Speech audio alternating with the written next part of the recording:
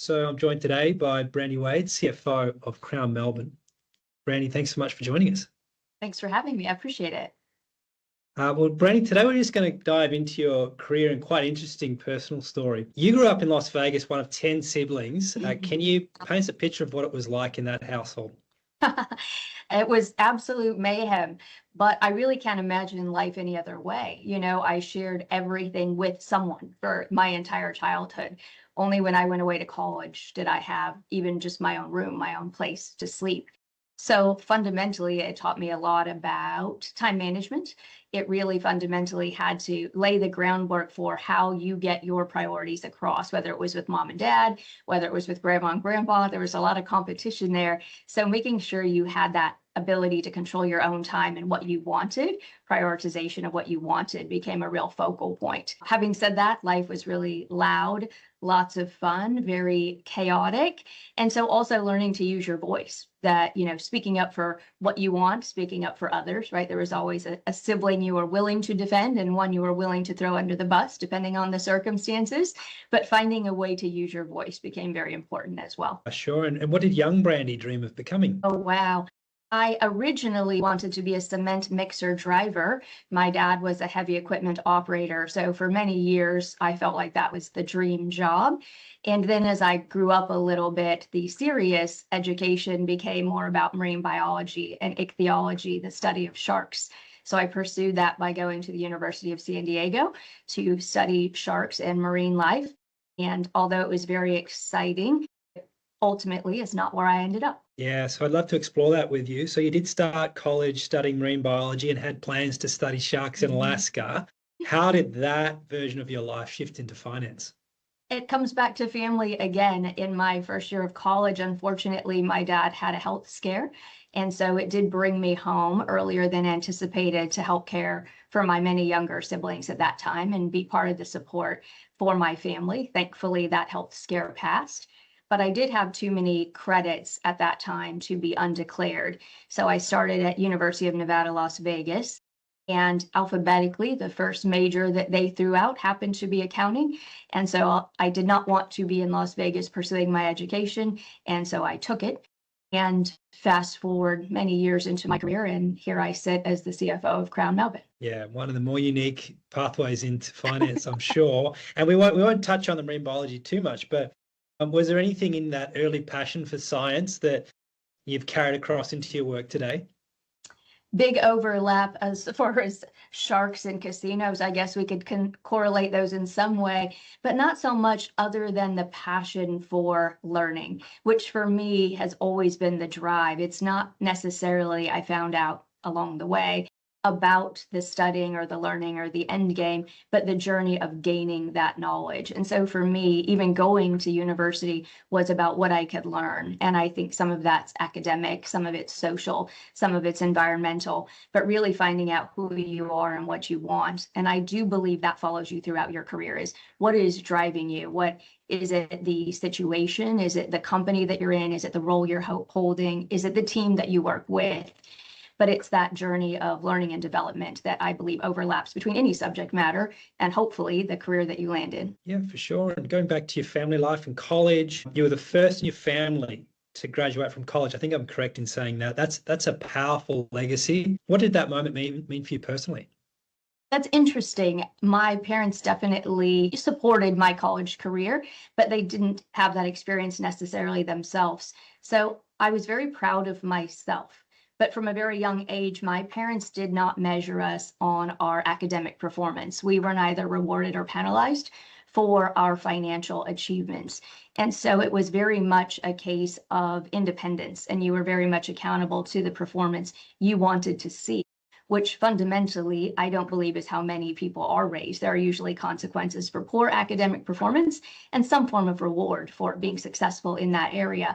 And for me, it was entirely self-driven, self-motivated. I had a teacher at a very early age that was very much part of me pursuing my academics. And I think at some point it's about self-starting and really wanting that outcome for yourself.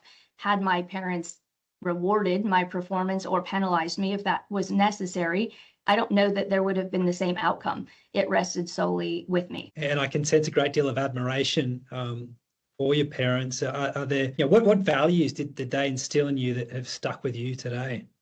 Absolutely. Family above all else, that there is nothing more important than the health and safety of the people you care about the most. So making that always a priority and drawing boundaries around living that.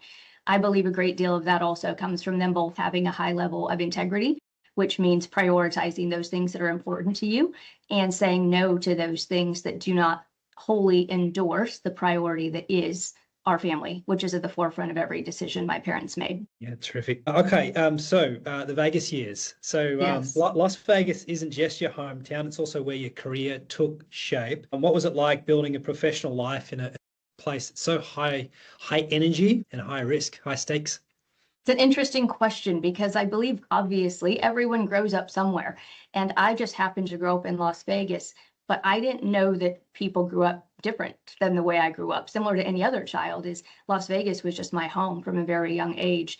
So as I entered the industry, I was also one of the only members of my family to join the casino and hospitality industry. So it just became a different part of work. My industry was not much different than anyone else in my family. It was just the subject matter of, do you enjoy what you're doing? Are you challenged, right? Are you being valued and appreciated?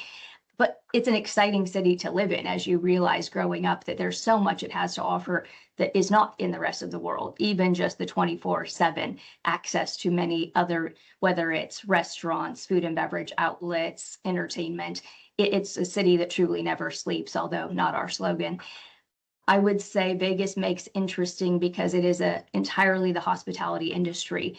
And although there's many other hospitality providers and cities around the world that probably do it well, Vegas will always be a very unique experience that does make it Vegas, and it's destinational in nature. It's a fun place to grow up. It's an exciting place to have a career.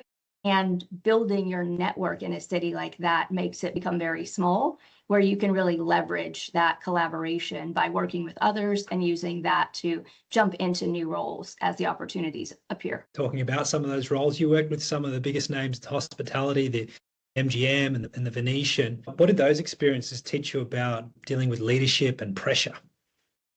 That's a great question. I think you can learn something from every leader, even the poor ones. And the driving force, I think, with leadership is truly holding yourself and others accountable for their performance. I believe some of the leaders that I really enjoyed personally maybe were afraid to have that difficult conversation or were uncomfortable providing that constructive feedback. And although they were personally very great to deal with, it didn't allow for the team to get the success that they needed because we weren't all driving towards the same outcomes. Some people were allowed in that situation to underperform, which then obviously puts a burden on the rest of the team. Some of the tougher personalities obviously were not ideal to deal with on a day-to-day basis, but as they held the team accountable, you could see that that part came together. So it's balancing that level of what I'll call emotional intelligence today. I don't know that that term was coined in my career originally, with offsetting it with being an effective leader. So I believe you have to be an emotionally intelligent leader and effective to be successful today. I don't know that all of the leaders in my career had both, but I also don't believe that that was the expectation, 30 years ago, not to date myself, but the leadership has evolved throughout my career, and I've seen my own leadership evolve over those years as well. And how would you describe your leadership style? I mean, did you have someone that you would consider a mentor through that period, or is it more of an amalgamation of a lot of different people? I would definitely say it's more of an amalgamation, but I would say maybe of 3 to 4 people over my career that I repeatedly say, if given the opportunity, I would work for them again. So that tells you something about that function. For me, I would say, and I think anyone who has reported to me would agree, that I have very high expectations of my team. I am no nonsense, very transparent, probably to the point of being a bit too harsh and abrupt at some points, but I defend my team pretty fiercely. I always have their back. I'm a firm believer in setting clear expectations and being able to provide the tools and resources to meet those expectations before I hold my team accountable. I can give really, really harsh, intense feedback, but I am also that empathetic leader who supports work-life balance. And when you're having personal issues that you know that you can sign off, it's not a matter of asking, it's a matter of setting those boundaries yourself and knowing that I support you in that. That nothing that's happening inside of Crown is more important than what is happening outside of Crown, and trusting all of my leaders to walk that line. So in my function, I believe you can hold people to a very high account and even be maybe a little bit rough around the edges if they fundamentally believe that you always support and endorse what they're doing, both personally and professionally. Okay, the move to Australia. So 2 years ago, you packed up your life in Vegas and moved halfway across the world. Yeah, what motivated the move? It's a very good question. Originally, the opportunity came up and I said no more than once, and finally was convinced to just come over and check out Australia. So if you don't want to make this decision, don't fall for that line. So I did come over. I love traveling. My family enjoys traveling. So we did come over just to check out Australia. I spoke with leaders within Crown during that time, and then we ventured out and saw everything in a very short order that we thought would add value to our lives if we relocated here. And we made the decision as a family to relocate. And I would say I was the last man standing. The vote kind of came in at the family, and I was the last, the holdout there, which was a no. I fundamentally, if you would have asked me 6 months prior to knowing about this opportunity, about moving even just to New York City, I would have said no. And now I live across the world. And so it reminded me, it was my young son who reminded me that I always tell him we have to face our fears, and that being brave is doing that right thing even when you are afraid. And I was afraid. I was fearful I was making the wrong decision for my family, whether it was for my partner's career or for my son's academic and athletic performance. Was I going to come over here and have a bit of imposter syndrome and not feel like I fit into the culture or the company or the role? Would I be successful, or would I have to turn around in less than a year and return home because it wasn't a fit? Obviously, I've been here 2 years now, so none of that held any merit. And we're just enjoying the adventure of living abroad and giving my son the opportunity to challenge your own fears, but also to take the advantage of living in and understanding a new culture and appreciating those differences. And you've been pretty candid with me about some of the challenges of moving abroad and starting again. What's been the hardest part about starting fresh? I believe the hardest part is just you don't have friends and family accessible to you. And then the familiarity. If I were to just transplant you to a street in Las Vegas and you were just driving down, you wouldn't know one brand from another. Do I go there for groceries? Do I go here for clothing? Where do I find a Halloween costume for my child? And it sounds so familiar when that's where you lived and grew up, because you have familiarity. Where you have no support network, and at the same time, you're not familiar with anything. So there's just a lot of questions. And once we got more familiar, once we built a network of people around us, it slowly begins to feel like a second home. I'm pleased to hear that. And just in a broad sense, your family, I'm sure that you mentioned off camera to me that he's quite a successful athlete in his own early stages of his career there, your son. But how's your family adjusting to life in Australia? They very much love living here, which I'm very grateful for. I spend a great deal of time, obviously, at Crown. So I always joke that my social circle here is Crown and in my house, whereas they have other social circles, right? He has his sports teams, he has schoolmates. My partner has workmates and has folks he goes to the gym with. So they've probably built more of a social network than I have, but it's a safe place to live. And as an American, I think that carries a lot more weight than people understand here in Australia. I have never felt unsafe one day in this country. My son, as a result, has been able to have a great deal of independence and live a childhood that he would not get in America today. And for that, I'm eternally grateful. Oh, terrific. Okay, Crown. So you did step into a time during a Crown of great transformation. What kind of leadership did the moment call for? Fundamentally, I had to come in and do some observation and assessment and not overlay my belief system into either a country or company culture that it didn't fit. We all come from different experiences. We come from backgrounds of technical knowledge, but we also come from our personal experiences. And Crown and the people in Crown had really gone through a rough few years. And it wasn't just change of ownership, it was also COVID. And COVID in Victoria was all very extreme compared to many other places around the world. As a result, people were hurting, people were fearful. And so coming in, any question that was asked was taken as being questioned instead of asking questions. So having set that groundwork that I don't think my way is better, I don't believe that America is better, I don't believe another gaming company is better, it's just different. My experience is just different. So hearing people out why we do what we do, how we could change it and make it better, could we evaluate a different way to do it, instead of coming at it in a way of saying this is what we should do because, and give a reason as to why another way is better, really listening to people and taking into account where they are emotionally before you come in with directives, I found to be far more successful. Okay, and tell me, what does your role at Crown involve as being CFO Crown Melbourne? What's the day-to-day look like, and what parts do you most enjoy? Day to day, it's very busy, as you could imagine. We have a pretty scrutinized regulatory environment, and we work well with our regulators, our executive leadership, and our board, but it's a pretty intense volume of work, obviously. And then we operate a 24/7, 365 business with a great deal of employees as well.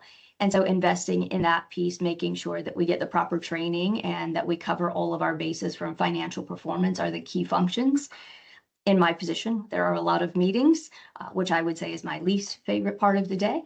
My most favorite part of the day is when I get to work directly with my team or other operating units to actually brainstorm ideas, how we can set goals for next fiscal year, how we can fine tune this fiscal year, but what can we leverage together of getting people in the room and having a collaborative conversation about what impacts one team and what are those fall-on effects to other teams.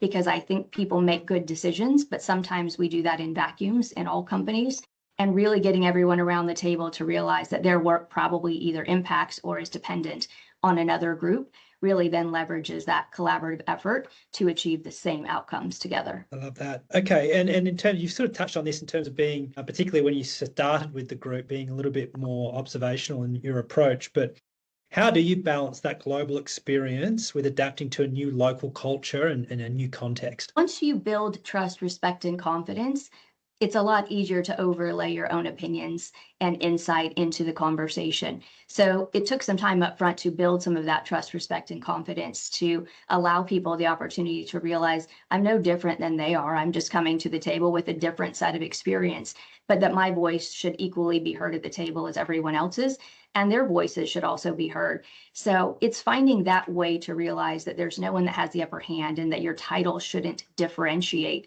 the value of your input. And truly listening to everyone to achieve the best possible outcome is necessary. Now, in the role, sometimes a decision has to be made, and my role would dictate that there are certain decisions I have to make, whether there is alignment or not. I try to reduce the amount of those opportunities and make sure that we're getting buy-in, not always consensus, but that we have buy-in and that we have support for the decisions we're making as a leadership team. Okay, and you have come a long way since biology student in Salt Lake City. So when you look back on your career and your journey so far, what are you most proud of? Wow. In the regulatory environment, you have the opportunity, at least in Nevada, to have what we call a 3-year audit. So they come in and audit your operations on a rotating cycle where they cover a period of time for 24 to 36 months. And they can look at anything, and they are usually on property for about 12 months. So a full year that they are there auditing all of your work. And I've had the opportunity twice in my career to have a perfect, very clean Nevada Gaming Control Board audit. And with Venetian, we were actually called down to the Gaming Control Board location, and the prior audit, let's just say, was not as good. And so we came in and they called my legal counsel, my compliance team, and myself down to the board. We very much thought it was a negative meeting, and they actually called us down to commend us for the turnaround of the regulatory outcomes. And to know that just me joining the team and the team being willing to back me in the changes I want to make resulted in us coming off of a very negative audit to probably the most positive audit that the entity had. Was a very proud moment in my career. Wonderful. Okay, and then when you're thinking about what's next in work or life, What's lighting you up? That's a very good question. My son asked me, as he would say, oftenly, which is a word I appreciate, when are we going home? And it's not the question of that he wants to go home. He's fearful that I will want to go home before he's ready to go home. And so I just remind him, right, careers can be a bit volatile, especially at this level. And that when that decision is made, that we will evaluate what options are out there. Again, 3 years ago, didn't know that this is where my life would be. So I've come to terms with the fact of not ruling anything out. I really would like more time. Obviously, with my son, my career has been rather demanding. And we spend a lot of time, I think, with our children when they're very little, believing that they really need us. I believe we need them more than they need us at that age. But at this age that he's going into, 10 and beyond, is that really critical time of him deciding who he is, him making choices that could forever change the framework for his life. And so I really would like to play more of a role in that and evaluate what comes next. I love this industry. So the career industry or the casino industry would be one that I would really still love to be a part of. I also love nonprofit work and would love to be involved in an organization that I was truly passionate about, which may offer me more time at home with my son. Great. So to round off, we've just got a few rapid fire close questions for you, Brandee. Okay, so give us one word that describes you. Difficult. Coffee or cocktail? Cocktail. Favorite Australian discovery? Oh, wow, that's a tough one. A really good question. Favorite Australian discovery? Well, we do, I don't know if it counts, but we do love Steaks Day at the races, and we don't have something like that back in Vegas. So it was very unique to Melbourne for us. Melbourne Cup Carnival. And a book or a podcast you'd recommend to a friend? Wow, a book. That's a really good question. It seems too easy to say it, but Outliers is the first thing that came into my head. There's just so many lessons every time I read through that book. But then a good friend and colleague of mine gave me a book right before I left to come here called The Gift of Fear. And believe it or not, it's been a very difficult and triggering read. But I can see that there's a lot of wisdom in that book. And the individual who gifted it to me is someone I trust and respect so much that it's a book I'd really like to get through and see what value I can pull from that as well. And lastly, one thing you know now that you wish you knew 10 years ago? Very good question. It's maybe judging yourself, in my case, myself, through the same lens that I judge others. I truly believe we are harder on ourselves than we would be to someone else. Our internal dialogue is sometimes not healthy, maybe not the most positive, and you would never share those words outwardly with a colleague, a friend, a family member, to sometimes the way when just the smallest thing goes awry, maybe you misspeak, maybe you didn't present well, maybe you didn't handle a situation well, but we tend to beat ourselves up more than we would do to others. So it would be showing myself a little more grace. Brandee, such a fascinating discussion. Thank you so much. Thank you.